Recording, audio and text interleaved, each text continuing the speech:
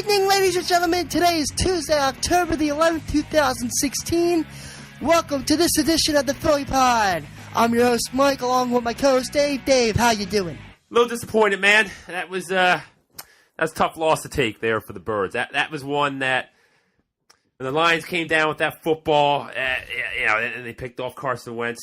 I felt like I got, there's that feeling where you feel like you get punched right in the gut. I'm like, and I was watching the game with my girl, and he picked it off. I had that gut feeling. I just looked over at her. I was like, well, it was bound to happen sometime. You're right. Yeah, I felt the same way.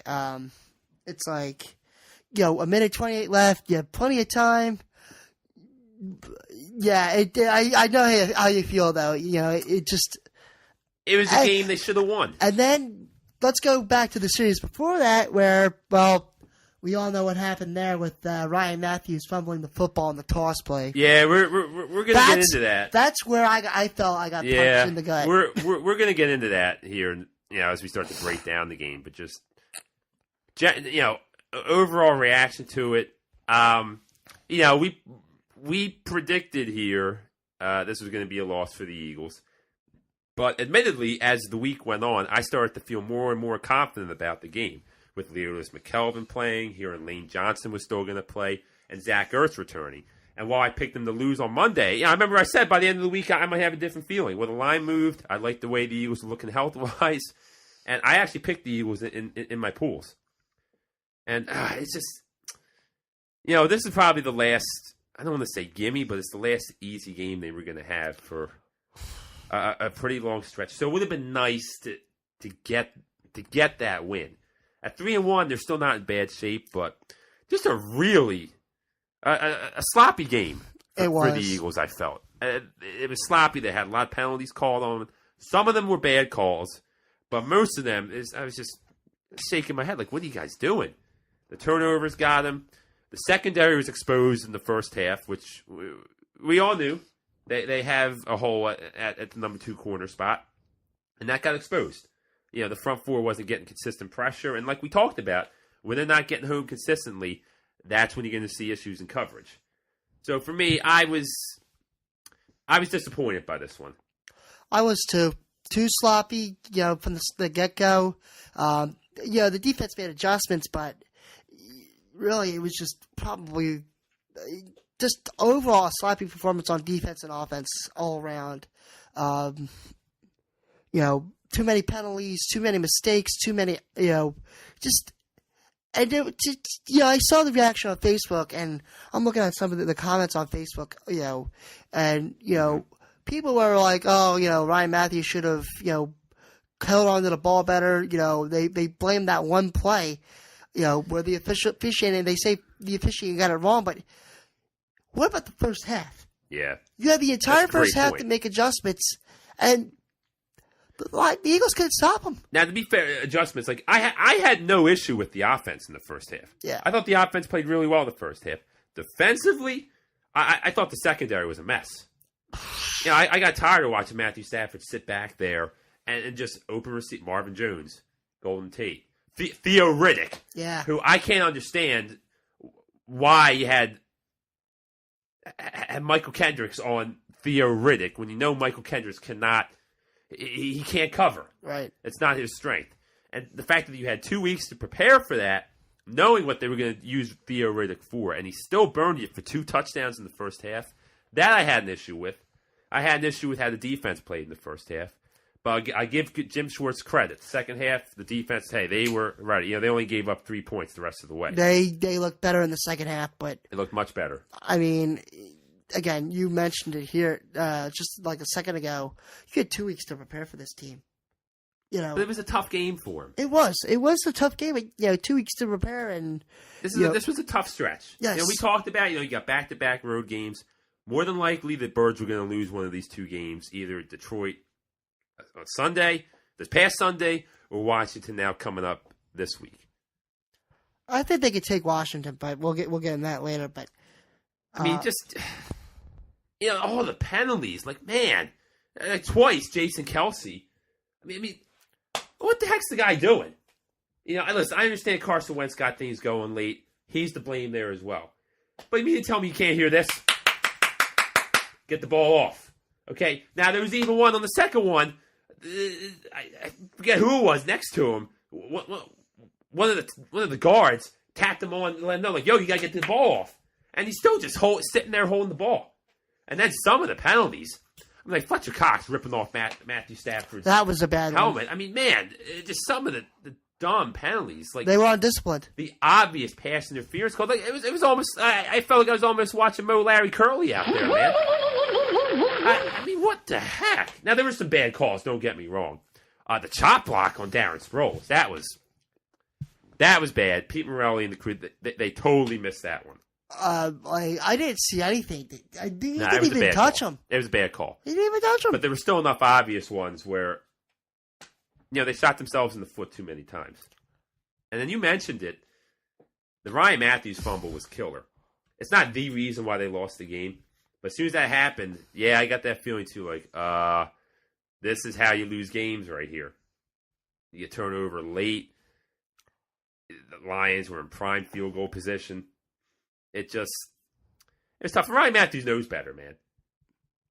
I know Doug Pearson said, well, he's primarily a left-handed ball carrier. I don't want to hear that, dude. You're a professional running back. You got to know by now. You carry the ball in your outside arm. You can't let defenders get anywhere near that. And I'll tell you what, on that last drive, I told myself I don't want to see Matthews out there again. If we have a chance to win the game, I don't want to see him out there. I want Sproles or Smallwood in there. He had fumble issues before in San Diego. Yeah, he did. But what happened. They had the turnovers there, and it's a loss. It's not a devastating loss. Given what happened Sunday, I can see your point. You're a little worried about moving forward. Yeah, and some of the tough games we have ahead. Given what happened Sunday, it's a bad. It's a bad loss. Number one, because the Lions stink. That's not a good team. Right.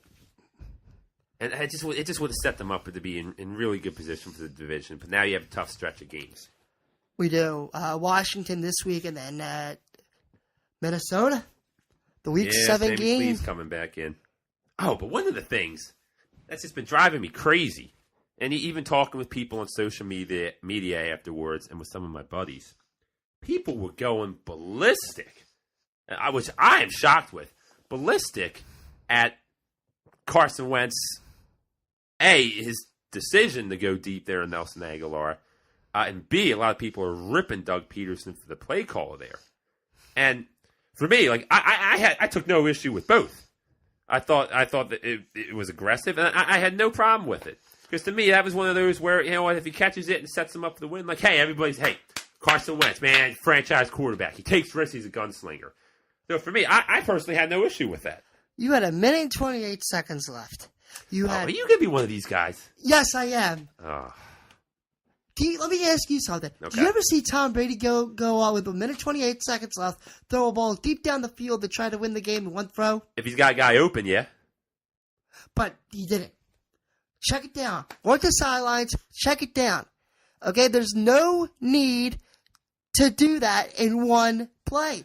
You needed at least 45 to 50 yards, maybe a little less, to get Sturgis in the field goal range and work the sideline. But why is it a bad play call? Because if he catches that ball, then all of a sudden, they got 50 yards all at once. And now, hey, we're in field goal range.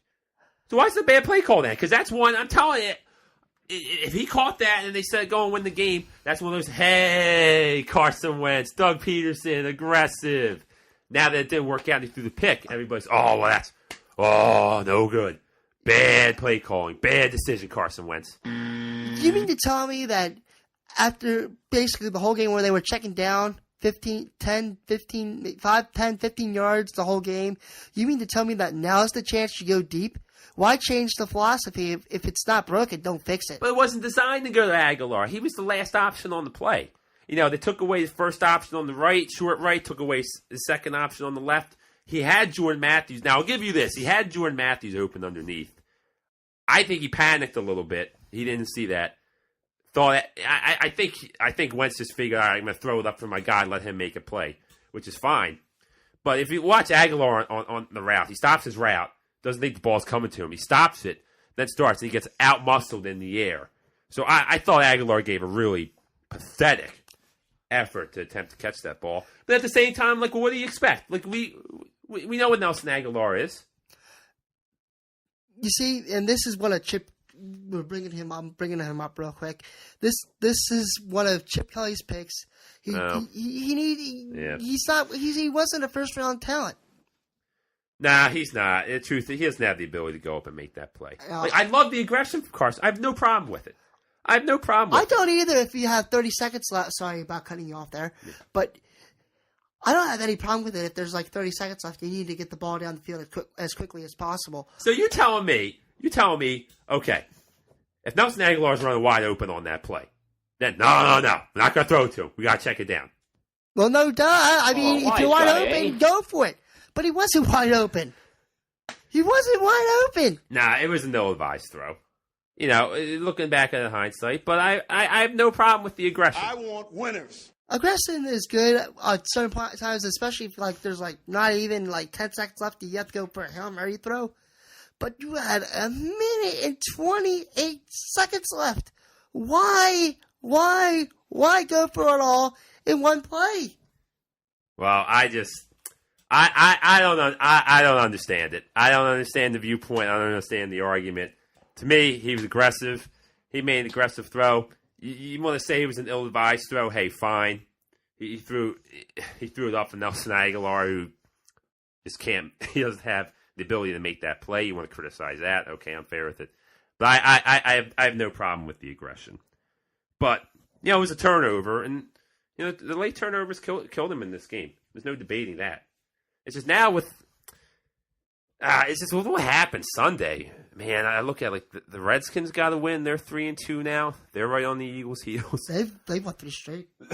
They won 3 straight games now. Yeah, don't look now. They have won 3 straight. So, I mean, who have they beaten though? I'm still not sold on that team. But they're winning games. And then I look at what happened with Dallas. Now they're 4-1. That division, the Giants, they're 2-3, which is crazy. The first 2 games looked like they were going to be the cream of the division. Funny how that's completely changed. Now, offensively, they can't get anything going. I'm shocked as much as you are, Dave. I thought that they were the team to be at the beginning. And of the you know season. what? That is the last thing I thought would have given that team trouble with Odell Beckham, Eli, Victor Cruz, and Sterling Shepard. I am shocked they're having as much offensive trouble, but maybe that football net kind of shook Odell Beckham maybe up a little karma. bit. Yeah, that's karma for that. Yeah, do you see that? That guy's out of control, dude. He's better this week, but yeah, dude's got to get his emotions. He's turning into one of those. Dude, if I'm a defensive coordinator, I'm looking at that. I'm saying, I'm going to my guy. I'm like, yo, man, come here. Like, yo, Mike, do what you got to do to get under Odell's skin. Because it throws him off. It throws him off of his game. So I'm going to say to you, you're my DB. I'm going to tell you, dude, don't take a late shot at him, but give him a late shove. Give him a late shove. Give him a late push. Get him off his game. Because that works. And when he gets like that, when he gets emotional like that, it works against him.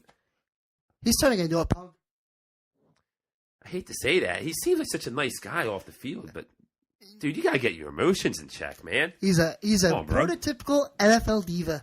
Well, he is, but that's the position, and the Giants are gonna have to find a way to work with that.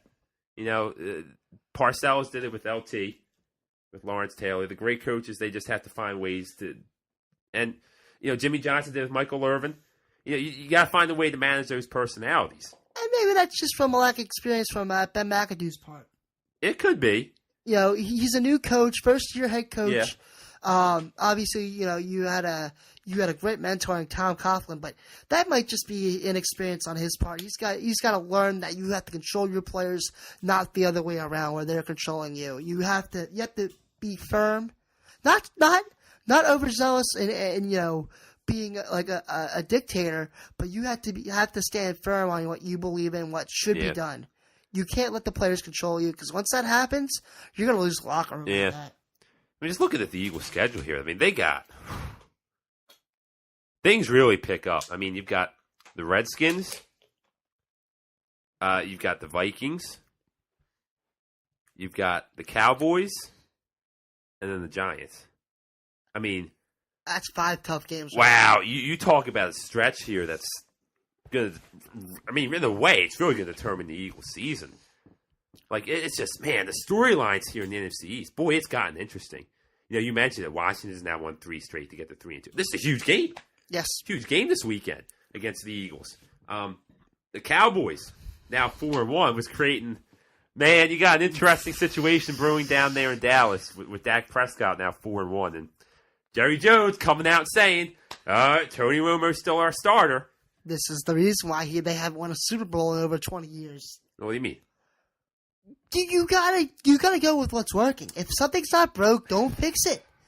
Dak Prescott's 4-1, and I hate the Cowboys. You know, as much as the next person, I hate the Cowboys. I mean, I grew up with a Cowboys fan.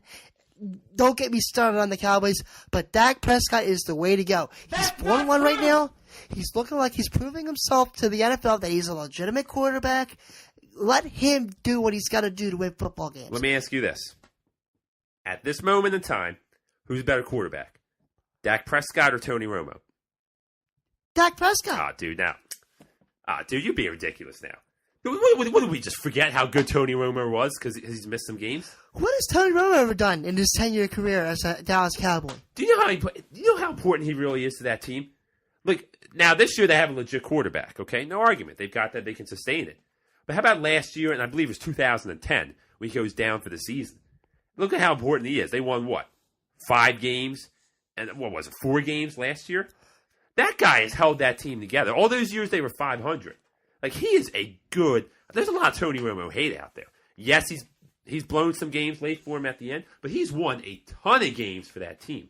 All those years they were 500, 8-8, 8-8, 8-8. That's a 4-win team. You take him out of there. He's a good quarterback. Now, you want to say he can't stay on the field. That's a totally different issue. But to me, at this moment in time, the Cowboys are playing this well with Dak Prescott. They're going to be even better when they get a healthy Tony Romo back. I don't bite there because you're telling me that you're going to go ahead and take a chance on Tony Romo, who you're going to see going to see some rust there. I think you're going to see rust. He's old. He's getting old. He's getting up there in age. So, you don't know what Tony Romo you're going to get.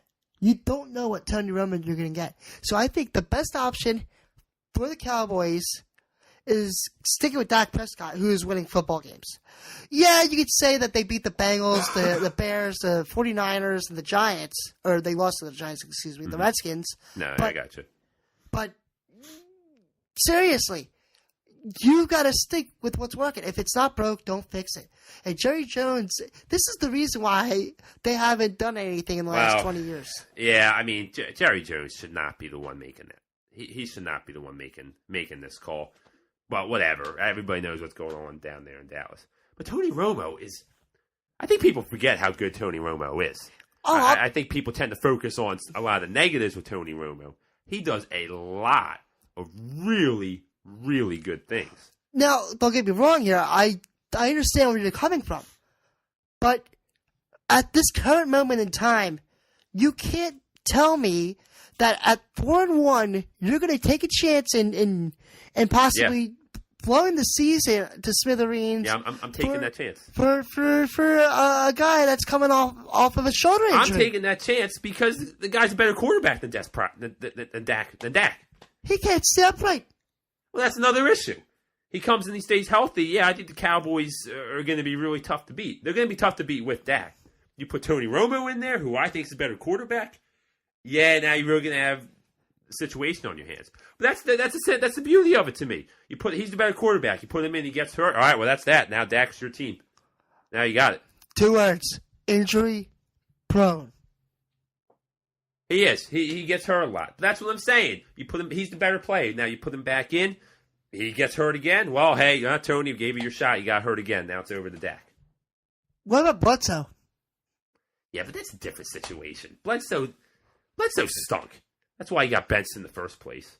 He stunk. Yeah, he got hurt, but he stunk for the Patriots too. Jerry Jones didn't stand up for him. That's because he stunk, man. He wasn't playing well. He just turned the ball over. Parcells said, get out of here, dude. Let's try this kid, Tony Romo. I will give Tony Romo this. Coming as an undrafted quarterback from Northern Illinois, he's done a heck of a job with the Cowboys. Yeah, he's had a good career for sure. I just think the guy deserves to have his job back. He's been so good for them. Well, what about Drew Bledsoe and Tom Brady? Okay, so Dak Prescott's Tom Brady? No, but he could be. Give him no, 4 or 5 years. We're getting off of this. Now Dak Prescott's turning into Tom Brady here. Man. In either way, the Cowboys, I think, are going to be someone that the Eagles are going to have to deal with. I'm not still on the defense and the secondary still, but they keep playing well. But that is just... this division's shaping up to be really, really interesting right now. You know what? I agree. You look at last year, and now you look at the division this year. This is definitely a much tougher division to win than it was this time last year. I still believe the Eagles can do it. It's going to be a little harder now since news came down today that Lane Johnson's 10-game suspension, which we all were expecting, has been upheld. And now he's not eligible to return until, I believe, week 16. And that's a big blow. That's a big blow. You lose one of your starting right tackle. That's a big blow for this offensive line. It is. They don't have a lot of depth to begin with. No. Now, the fortunate thing for the Eagles is that Wentz does have some ability, so he'll be able to get out of the pocket. But if you're looking, you got to be able to extend plays in the NFL.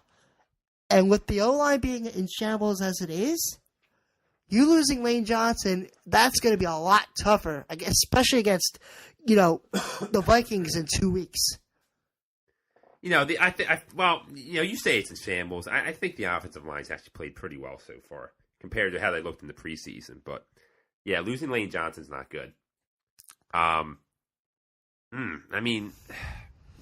think Carson Wentz. There are things they can do because Carson Wentz is so athletic. They'll be able to get I think they're going to be able to game plan and get around it. You can do some read option things. Obviously, they utilize the screenplay a lot, which that's going to help. You can run a lot of slants. There are things you can do to get the ball out of his hands quickly. It's a concerning injury. I still believe, despite that they can win the division because I believe their pass rush is good enough, and I believe Carson Wentz is good enough to win 10 games for this team. I think he is too. It's going to be a lot harder. It is. It definitely is. So you got to win the division. At this moment in time, I'll put you on the spot. Right now, and this pains me to say, I got the Cowboys winning the division. See, I'm still going with the Birds. I still believe. See, I think 10 wins will take this division because I think these teams are so close. I think we're going to beat up on each other. I think if you can get to 10 wins, I think you can take the division. I think the Eagles can get there. I think they're going to win this game this weekend against Washington. I figured they were going to lose one of these two games from the start, looking at the schedule. These back-to-back games on the road, that's a really tough thing to do in the NFL. They're 2-point favorites against the Redskins. I just think I think the Eagles match up really well. Like the Redskins don't have a really good offensive line, and the Eagles' strength are the front four. Mm-hmm. So I think you get pressure on Kirk Cousins. I think that's going to be a big difference maker. I think so too. You look at this team. Josh Norman's nothing special. Debatable, but I think he's good enough. Well, he's going to be good enough to cover what we've got. Yeah. He can. I think he can handle Nelson Aguilar, Jordan Matthews, and Dorial Green-Beckham. I think the key is to limit the defensive mistakes made in the first half of the Lions game. You avoid those mistakes, and this worries me a little bit, especially with our DBs, because they do have speed in Deshaun Jackson. Yeah, Deshaun. Yeah, I'm a little worried about Deshaun for sure because, like you said, the secondary is specifically the cornerback other than McKelvin is a weakness for this team. So I'm very, very worried about Deshaun in this game. But other than that, I'm not too concerned. Crowder's good for them as well. He's a young up-and-coming receiver. I'm a little concerned there. Again, I think this is going to be a close game. But I think if the Eagles, they don't turn the football over last week, they win. So I think if they can do that, just take care of the football, I think they'll be in good shape. It's going to be a great game, though. I think it's going to be another good one to watch. It's a rival game. Yeah, rival game, first division game of the year. So it's going to tell us a lot about them. But right now, I got them winning this game. I got them winning this game too, but I agree. I think it's going to be tight. It's as long as the defense plays, better than they did in the first half of the Lions game. I think they come away winning, but they've got to limit the mistakes. They've got to limit the penalties. Absolutely. They've got to be disciplined. Yeah, don't put yourself in the hole to begin with. Yeah. And I think they win this game. No, I agree. But, that would put them to 4-1. And to me, that's fine. That is absolutely fine. But that'd be nice to 4-1, and you got the Minnesota Vikings coming to town. I don't know if they can win that game. That defense is good, man. Yeah. I don't think they can beat the Vikings, but first things first, take care of Washington and then worry about Sammy Sleeves and them.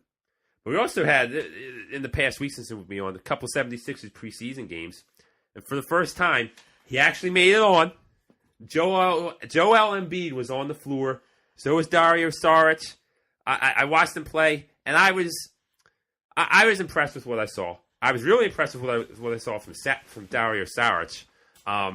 His court vision, I mean, he's gonna be a nice addition. I think he's gonna be a nice sixth man coming off the bench. I like his range. He showed some good range shooting the ball. I think they've got a fairly decent player there in Dario Saric. It's gonna be interesting to see how he progresses, get him in the regular season. And I love seeing Joel Embiid out there. Showed a little bit of range from downtown, knocked down a three-pointer from the top of the arc. That was pretty cool. Down low, I'd like to see him post up a little bit more.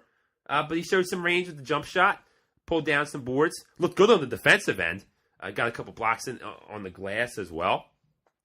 So, I mean, for me, it was just nice to see him actually on the floor and moving as well as he was. That was the exciting thing. So, now, seeing that, you've got possibly, Ben Simmons coming in, which Ben Simmons, when he comes back from his foot injury, he's going to be what he is. He's a special player, one of the rare talents in this league. And now if you can have Joel Embiid stay healthy, that's another difference maker. Don't forget you have Jahlil Okafor as well. And then Dario Saric coming off the bench. I mean, it's an exciting time to be a 76ers fan right now. There are so many things to be excited about. In about 13 minutes of play, Joel Embiid had 13 points. 12 points. I love it, man. That's great. It's an exciting time to be a Sixers fan. He went 4 of 10 from the field. Now they're gonna have to limit his minutes, and listen, they got to do it. They have to be cautious with this kid because he missed 2 years with the foot injury. So whatever they got to do, hey, I'm fine with it. Bring him back slow. But man, I'm excited, Mike. I am too. I can't wait to see this team together. You get Ben Simmons back healthy. You got Okafor healthy as well. Noel. Yeah, I think Noel's going to be out of here soon. See, Noel, he's going defense. He's great for what he is on the defensive end, but I'm done with him, man. He's already talking about. I mean, he wants to go. You just listen to the comments that he's making. He wants to go. I think the only thing the Sixers team is missing right now is a scorer or two. Yeah, they need a point guard. Bayless isn't going to be the guy who ultimately they go with for the future, but he's better than what they had last year and going forward. So, yeah, I'm excited to see what this team does. I can't wait. I think you're definitely going to see a much different team this year than you have in the last couple of years. Maybe they win 20, 25 games. Yeah, I think so. I think 25 would be about right for this team. It's going to be nice to see the talent and actually see it progress. And speaking of young talent, news out of Flyers camp, the Flyers roster is official. Both Ivan Provorov and Travis Konechny making the squad. That's awesome. I'm excited. I love it, man. I love seeing the young guys on. That's going to be fun to watch. I'm excited, man. I mean, last year with Shane Gostisbehere, who really turned this team around. Imagine what two more youngsters are going to do for this team. It's going to be fun, man. And the NHL, youth is the name of the game these days. Yes, sir. I can't. It's going to be fun. The Flyers, like we said last week, not going to Stanley Cup, but it's going to be fun now. We get to see the young guys. That's what, get them up here, man. Give them that experience. It's just, I'm excited, man. I am excited, but there is some bad news coming out of the Flyers. Radko Gudas is going to be suspended for the first 6 games for his hit in the preseason game against Boston on Saturday night. But I am excited to see how they these two rookies do. But that's just a quick little note that I pass along. And then in other news involving the Penguins, and yes, we are talking about the Penguins here. Captain Sidney Crosby. You're winning over a lot of fans right now. Tony Romo, Dak Prescott, and yes, just call me public enemy number one. But Sidney Crosby came down with a concussion. They don't know what the timetable is. They're going to do tests. Yeah, I mean, maybe they pick up some games early. Yeah. You know, but I am excited about this Flyers team. I can't wait for the Flyers, see Sixers, see what happens to the Eagles. It's nice because this time last year, boy, there was bad times in this town, man. Yeah. But just 1 year later, and we've got hope. Yes. We got hope, man. Hope is the theme in the city now. That's right. I love it, man. So we're going to introduce something now. We're going to introduce a new segment. Yes. We decided trivia is gone. We just felt, you know what, we've had enough humiliation. We've given our audience enough humiliation. So for now, we are the trivia champs. But during a latest production meeting, we're going to decide we're going to take it in a new direction. We're going to introduce a segment here called Grind Time. Yes. Basically how this works. One of the two of us, we're going to have a grind against either somebody in the sports world, could be against the Eagles, Cowboys, 49, wherever. It could also be sports related, something we heard in the news, and we're just going to go off, spend about a minute or two getting our grind off our chest. And yes. Mike, I understand this is your baby. Yes. This is your segment you came up with. What's your grind? What's our first grind? What do you got? Ryan Matthews, you mean to tell me that on the most important play of the game, on a 3rd and 2, you mean to tell me that you're not going to take care of that football and put it where it needs to be instead of, putting it on the inside where it's an easy target for the Lions to get the ball? Are you kidding me, man? I mean, come on! You get that first down, or you at least, hold on to the football. You got a 4th down. The Lions have to work the entire field just about to have a chance at scoring.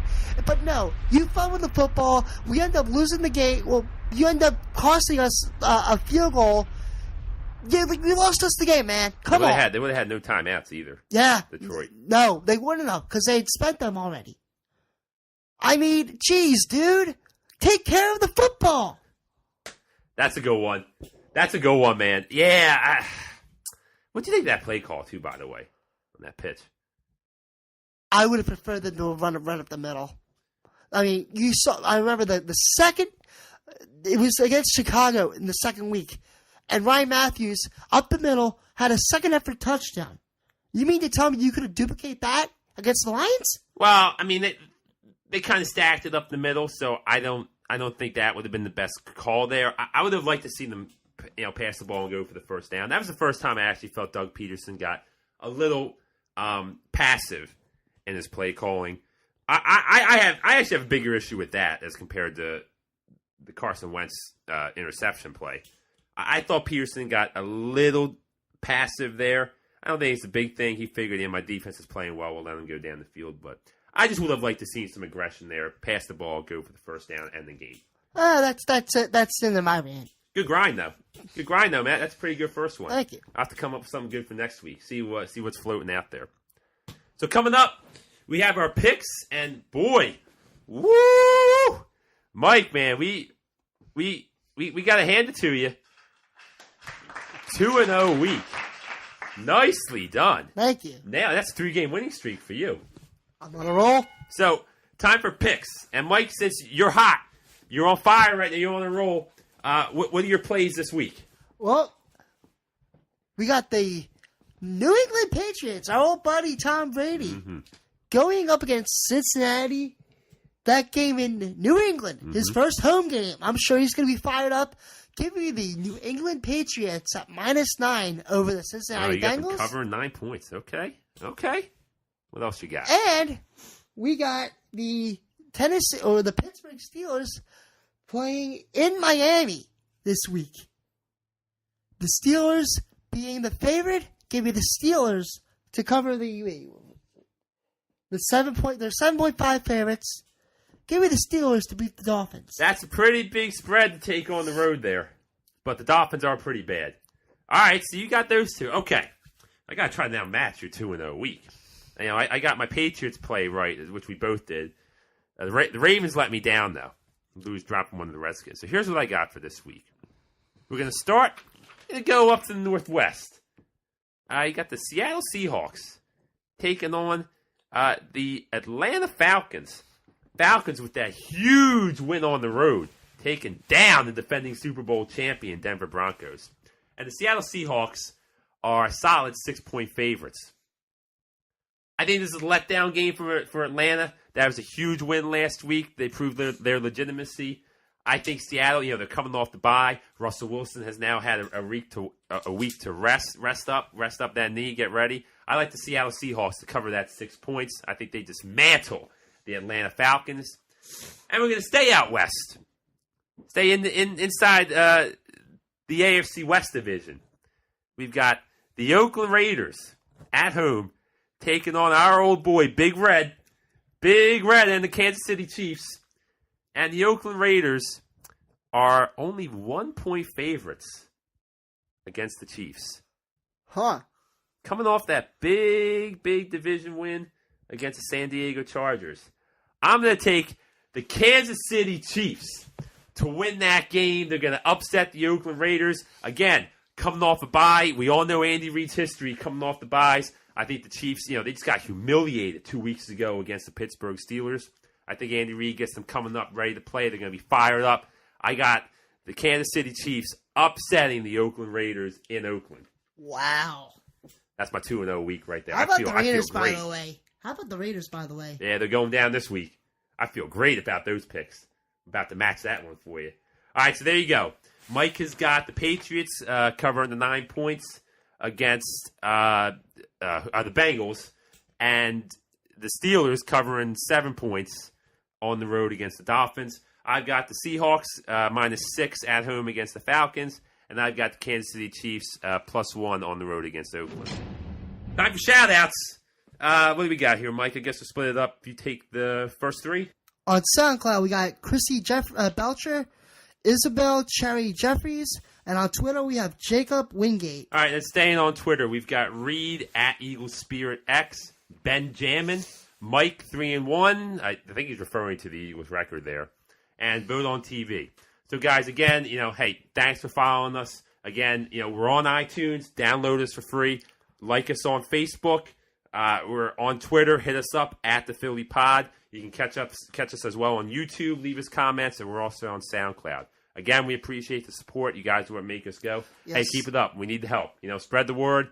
And we appreciate everything you guys do for us. Yes.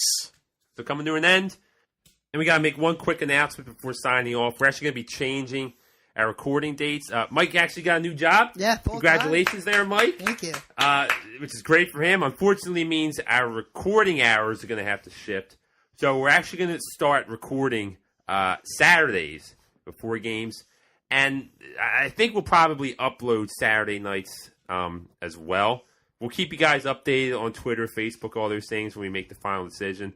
But definitely expect next week's episode to be uploaded Saturday. Yeah. We'll keep you guys updated, all that for sure on social media, but just wanted to give you guys that update really quick.